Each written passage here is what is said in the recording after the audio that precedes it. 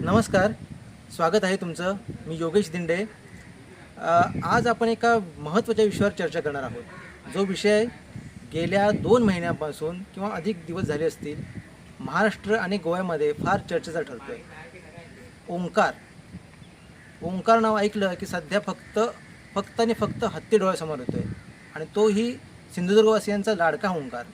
मात्र काही घटनांमध्ये ओंकारवर हल्ला झाला किंवा त्याला चिथावण्याचा प्रयत्न होतो आहे. या संदर्भात नेमकं काय घडतं आहे?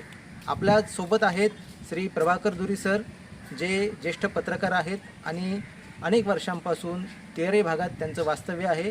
हत्तींचा अधिवास, हत्तींची वर्तणूक याबाबत त्यांना विशेष म्हणजे माहिती आहे आणि त्यांनी अभ्यास केलेला आहे या संदर्भात. आज त्यांच्याशी आपण संवाद साधूया. नेमकेपणाने ओंकार सध्या वावरतो आहे, सध्या ते नेमकं काय आहे? ओंकार एवढा म्हणजे ओंकारविषयी फार काही म्हणजे वाईट बोललं जातं आहे. ओंकार हत्तीविषयी फार वाईट बोललं जातं की तो आक्रमक आहे, त्याने कोणाला मारला आहे किंवा तो हिंस्र स्वरूपाचा आहे. मात्र गेल्या 2 महिन्यापासून असं काहीच दिसलेलं नाही आहे. सिंधुदुर्गमधील लोकांनाही दिसलेलं नाही आहे किंवा गोव्यातील लोकांना दिसलेलं नाही आहे. तो एक प्राणी आहे, संवेदनशील प्राणी आहे. तर या संदर्भात अधिक जाणून घेऊया श्री प्रभाकर दुरी सर यांच्यासोबत. नमस्कार सर. नमस्कार.